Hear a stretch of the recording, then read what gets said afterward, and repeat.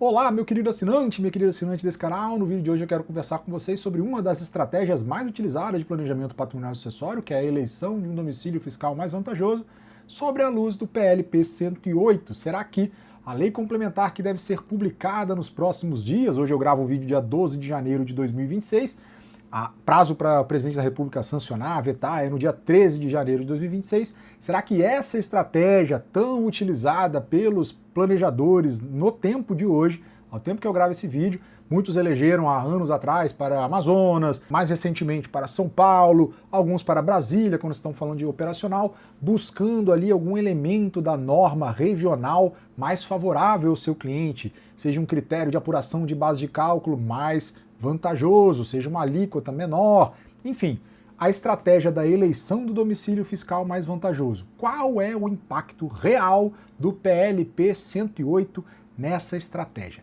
E aqui eu já queria te pedir, se você acha que esse tipo de conteúdo é relevante, está gostando aqui dos vídeos desse canal, clica aqui embaixo para você se inscrever no nosso canal e marcar as notificações, aqui ativa as notificações para você receber esses vídeos o mais rápido possível, toda vez que eu subir eles no nosso canal.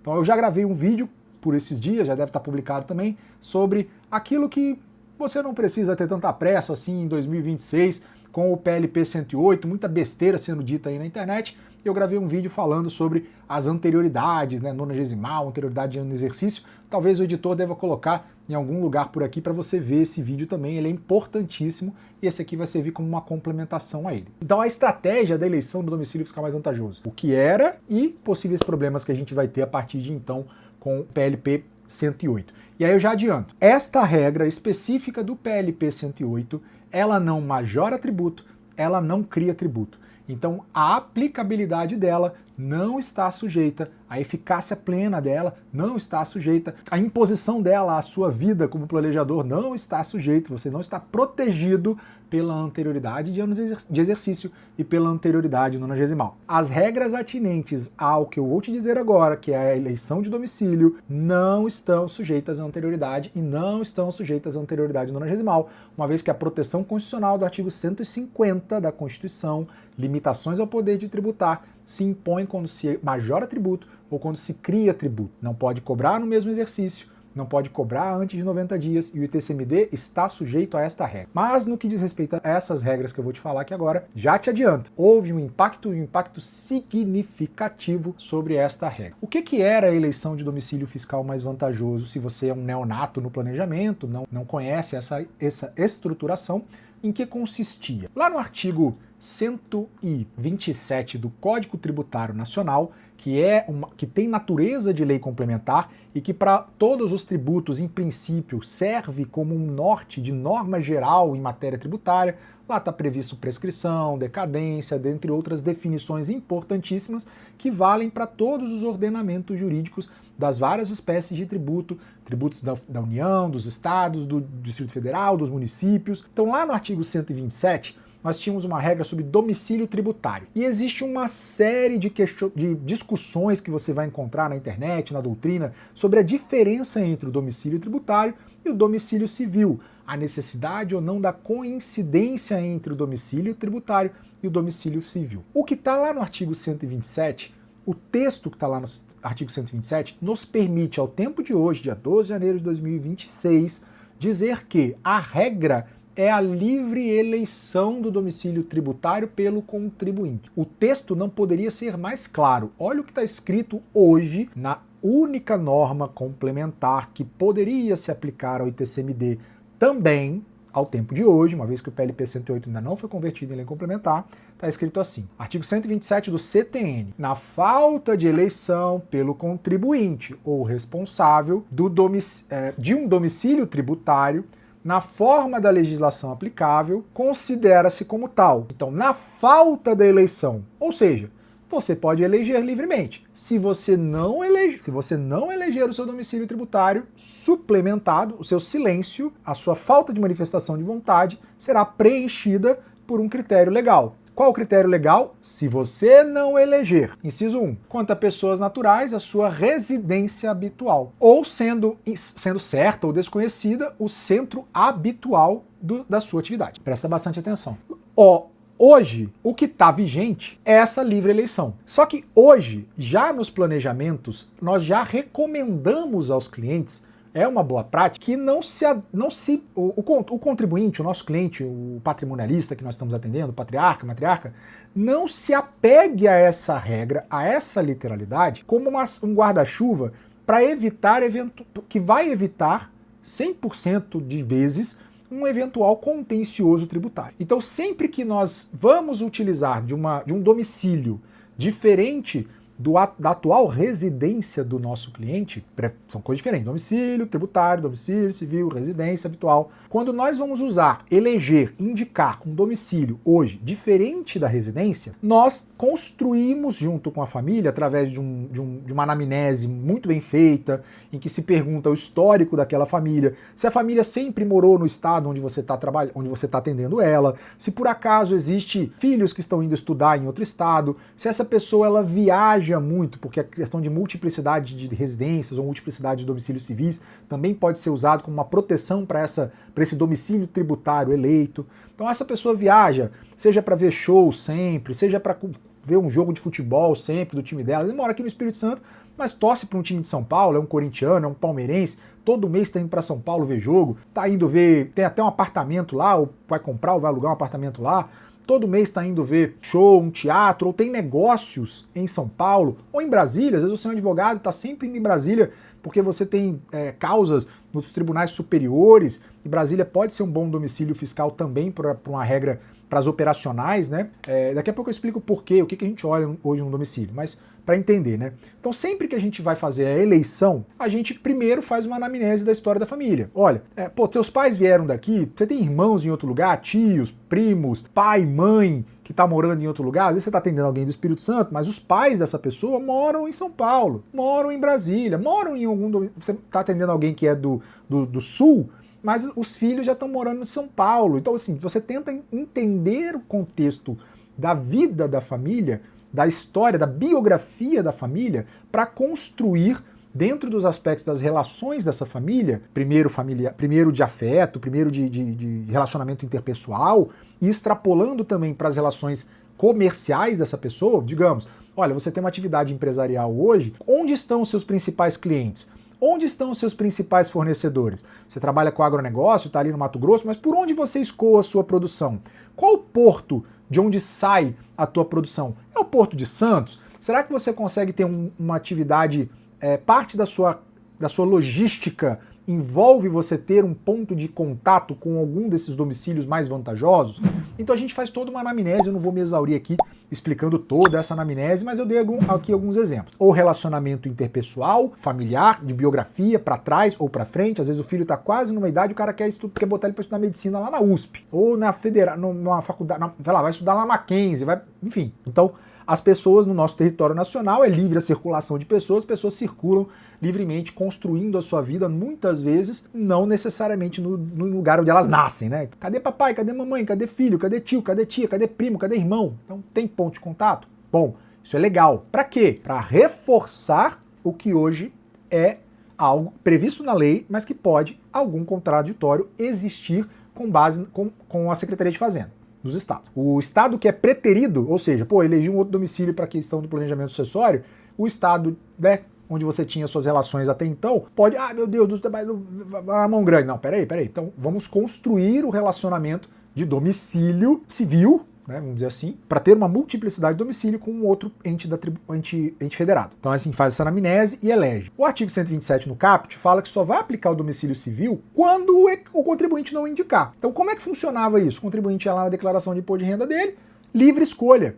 É o critério, como a gente diz lá no processo civil, né, de eleição de uma jurisdição, né, foro shopping, né, então escolhe. Aqui a livre eleição do domicílio tributário é um direito do contribuinte previsto no caput do artigo 127 do CTN, para todos os tributos. Ali eu não estou falando na seção 4, lá no artigo 127, não estou falando do ITCMD, não estou falando do imposto de renda, não estou falando do ISS, não estou falando do IPI, não estou falando do ICMS. Na falta de eleição, vale a eleição, eu elejo meu domicílio, beleza? Eu tenho essa livre escolha. Aí lá no 127 tem um parágrafo, tem alguns parágrafos que é interessante a gente complementar esse raciocínio para você entender completamente como é que funciona esses caminhos de segurança hoje para eleição do domicílio. Pro professor, mas você está falando várias vezes que é livre a eleição. Por que eu tenho que me preocupar em proteger? Porque apesar da eleição ser livre, tem exegeta que não aplica o caput do CTN, que é claro, na minha opinião, que é, na falta de eleição você vai para os incisos. Tá escrito isso. Mas tem maluco, né, lendo aí de tudo quanto é jeito. Então a gente vai protegendo o nosso cliente da melhor forma possível.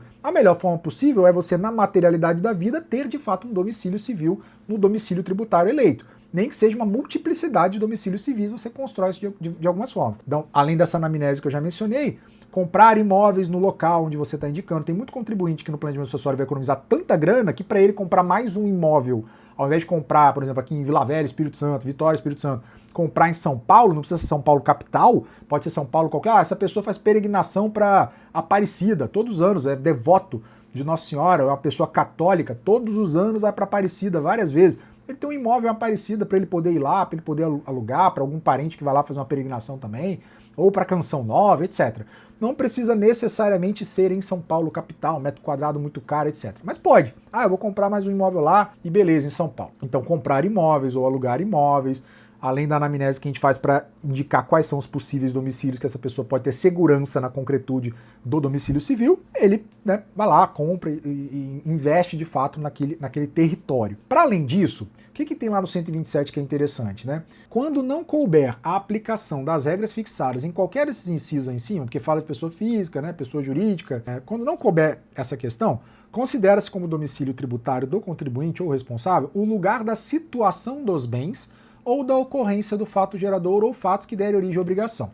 Então, muitas vezes, quando você vai usar a estratégia, 100% das vezes nas nossas recomendações, que quem é aluno da escola, na nossa escola, Invisto Direito, né, a nossa comunidade de planejamento patrimonial e sucessório, o melhor ambiente para você aprender planejamento patrimonial e sucessório, offshore, trust, fundações, holding, testamento, doação em vida, eleição de domicílio fiscal, está acompanhando reforma tributária, reforma no Código Civil, tem uma comunidade, suporte. É o melhor ambiente. Aqui na descrição desse vídeo vai ter algum link para você conhecer a ID. Tá? Lá nós já falamos, olha, além de você modificar indicando, ao tempo de hoje, pré-PLP 108, o domicílio fiscal da pessoa física, que vai ser dona da cota, que vai ser dona da ação, que vai doar para a geração sucessora, vai transmitir gratuitamente ou onerosamente para a geração sucessora, você também vai montar a estrutura da pessoa jurídica holding, né, no estado eleito. Então, se você mora no Espírito Santo, vai usar o estado de São Paulo, você vai tanto modificar para o seu cliente o domicílio tributário da pessoa física, quanto vai abrir a PJ em São Paulo. Porque este parágrafo primeiro te dá mais uma proteção. Fala assim, olha,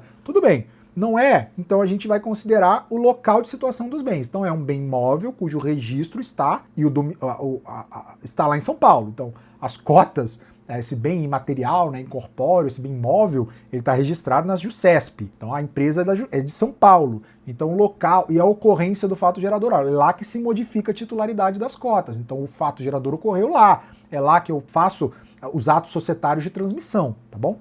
E ainda tem o parágrafo 2º, olha. A autoridade administrativa, parágrafo 2º do 127, a autoridade administrativa pode recusar o domicílio eleito quando impossibilite ou dificulte a arrecadação. É quando ela ficou puta porque você elegeu um domicílio que não ela, beleza? Ou a fiscalização do tributo, aplicando-se, então, a regra do parágrafo anterior. Assim, ó, peraí, você, Espírito Santo, você elegeu São Paulo, beleza, pô, não vai dar pra, né, São Paulo, complicado São Paulo. Tá, mas peraí, então eu vou ter que aplicar a regra do parágrafo anterior. Qual que é a regra do parágrafo anterior? Qual que é a regra do parágrafo anterior? Situação do bem ou local onde ocorreram os fatos que deram origem à obrigação. São Paulo. Então você mudou o domicílio para pessoa física e toda a estrutura de ativos que está sendo transmitida é em São Paulo. Exemplo da eleição de São Paulo. Tô no Espírito Santo, tô no Rio de Janeiro, tô em Minas, pré-PLP 108. Achei que São Paulo tá legal, porque lá é valor patrimonial da cota ainda. Lá tem uma jurisprudência consolidada que é valor patrimonial e valor contábil. Lá a alíquota é 4%. Lá tem uma faixa de isenção super elástica. Eu posso transmitir dentro dos limites de isenção, considerando esse valor contábil. Lá eu tenho a questão do diferimento da base de cálculo quando é nua, do pagamento quando é nua propriedade ou usufruto. 2/3, 1/3. Nossa, tem bastante coisa boa em São Paulo. Vou eleger São Paulo.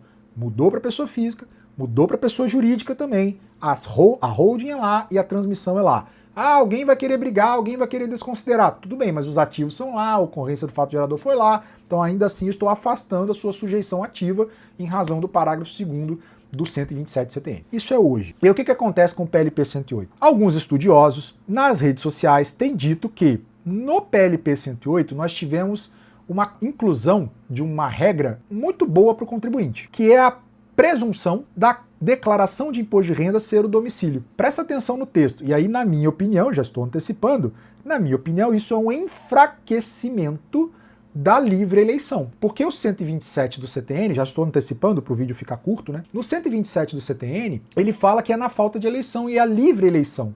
Ele não condiciona a eleição a nada. Ele te diz, na falta de eleição vai ser isso daqui. Qual que é a estrutura lógica, deôntica disso daqui? Assim, olha, o sujeito passivo, ele pode eleger com quem ele vai ter sujeição ativa. Ele tem uma competência para escolher a quem ele se submete. E todos os outros têm uma não competência com relação a ele. Os outros não podem sujeitá-lo ao tributo. Ele vai eleger o seu domicílio tributário. Isso aqui para fins de processo administrativo tributário, para o cara ser, citado, notificado, isso aqui é relevantíssimo para o contencioso tributário na parte administrativa. Mas para fins de sujeição ativa e sujeição passiva, essa é uma leitura que vai ao encontro de tudo que defendeu-se até então como o 127 caput sendo uma proteção do contribuinte, de que seria livre a eleição. Então ele pode indicar um domicílio tributário diferente do seu domicílio civil, do local de sua residência. Ele pode, hoje, livremente. O que está agora no PLP 108 é uma presunção. Se eu não falo que essa presunção é absoluta, ela admite prova em contrário. Ela é uma presunção relativa. Se os entes tributantes vão ou não vão querer deflagrar um contencioso tributário para provar que não existe aquela relação material entre domicílio civil, presta atenção, e o domicílio tributário, aí é uma outra questão. Mas no PLP 108 ele aproximou mais o domicílio tributário do domicílio civil, porque ele não deixa a regra da livre eleição. E essa regra é tão somente para o ITCMD.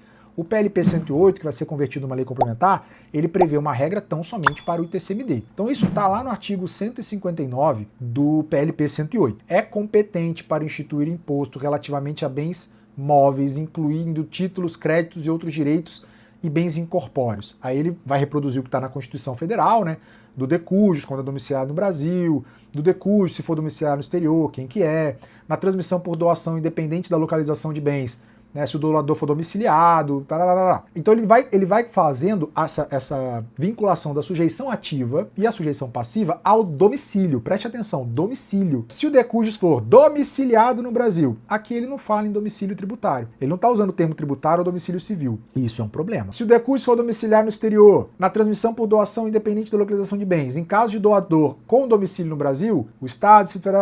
Aí vamos lá. Parágrafo 2º. Presumir-se-á como domicílio o informado na declaração de rendimentos de que trata o caput do artigo 7º. E no caso das pessoas mencionadas nos incisos do caput deste artigo, possuírem mais de um domicílio. Então, se você tem mais de um domicílio, e você não tem mais de um domicílio tributário, então é uma aproximação do conceito de domicílio tributário ao de domicílio civil. Se você ter pluralidade de domicílios, presumir-se-á como domicílio o informado na declaração de rendimentos. Na minha leitura, ao dizer que eu tenho uma presunção, eu não dizendo que essa presunção é uma presunção absoluta, eu acabo por fragilizar aquilo que era uma livre eleição. Então eu posso me usar da declaração de imposto de renda da pessoa física, do meu cliente, para indicar um domicílio tributário? Posso. Ele tem pluralidade de domicílios civis, ele tem pluralidade de residências, você consegue fazer aquilo que eu já disse, que hoje é uma boa prática, de construir essa multiplicidade de domicílios? Consegue. Você vai usar a declaração de imposto de renda dele como uma forma de criar a presunção. Eu posso afastar essa presunção? Infelizmente, uma vez que não se disse essa presunção é absoluta, entendo eu que é uma presunção relativa. Então eu tenho multiplicidade de domicílios, entendo eu, neste momento, não é o que eu gostaria de falar para vocês, mas entendo eu que nós temos um espaço para discutir com o fisco, para o fisco discutir com os nossos clientes, de que aquele domicílio indicado na declaração de imposto de renda, ele não é mais coincidente com o domicílio ao tempo da ocorrência dos fatos geradores. Então eu posso ter uma declaração de imposto de renda firmada em 2025, tá lá indicado, eu tenho multiplicidade de domicílios, mas num determinado momento em que eu fiz a transmissão, eu nem estou indo mais naquela cidade, não estou indo mais naquele estado, e aí posso ter algum tipo de contencioso administrativo nesse sentido. Quero eu que a doutrina vá de encontro com isso que eu falei. Quero eu também produzir conteúdo nesse sentido de que eu preciso analisar o artigo 127 do CTN em conjunto com o que está sendo colocado aqui no artigo 159, parágrafo 1º, parágrafo 2º, presumir-se-á com domicílio informado na declaração de rendimentos de que trata o caput, dos artigos aqui mencionados, no caso de as pessoas mencionadas no inciso do caput deste artigo possuírem mais de um domicílio. Então, se você estiver diante de um contribuinte com mais de um domicílio civil, ele pode eleger o domicílio na declaração de imposto de renda. Só que aqui no parágrafo 2º eu tenho a terminologia presumir-se-á como domicílio. Eu quero que a doutrina caminhe no sentido, esse é o meu desejo, essa é a minha vontade, né? E eu gostaria de quero produzir conteúdo nesse sentido para influenciar esta conclusão. Mas eu estou descrevendo para vocês que existe um espaço para controvérsia. Pode surgir mais de uma tese. Pessoas dizendo que, numa leitura pró-contribuinte, olha, o parágrafo 2º do artigo 159 da lei complementar que originar-se-á do PLP 108 só pode ser lida em conjunto com o 127 do CTN.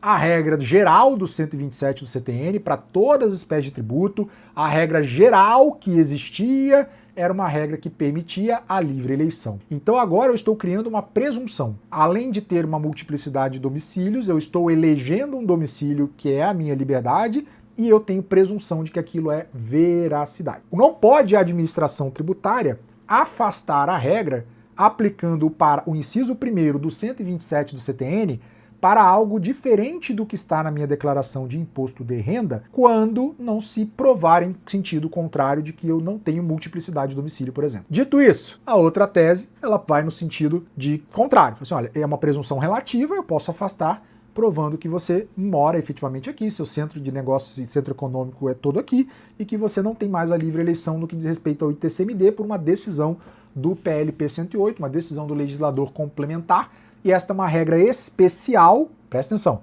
para o ITCMD. É uma norma geral em matéria de direito tributário para o ITCMD, que regulamenta o domicílio tributário para fins de ITCMD. E aqui, neste aspecto, como nós estamos falando de um tributo estadual e para evitar uma eleição de domicílio, então nós estamos falando que existe uma presunção, então posso afastar a presunção. Essa é a leitura do FIS. Quero eu que essa leitura caia por terra e que prevaleça de que é um reforço da tese do artigo 127. Não é a minha leitura inicial, acho que nós temos um espaço para controvérsia, então eu te recomendo usar hoje as técnicas que eu acabei de falar, da anamnese e da construção de um domicílio múltiplo real. Então, os bons clientes de planejamento patrimonial acessório, gente com dinheiro, que vai pagar uns honorários altos para você, gente que de fato precisa de holding, gente que de fato tem condições econômicas de pagar bons e vultuosos honorários caindo na sua conta, essas pessoas, provavelmente, gente rica, não vai ter esse problema aqui. Elas vão comprar imóveis, elas vão construir multiplicidade de domicílios usando essa anamnese que eu expus aqui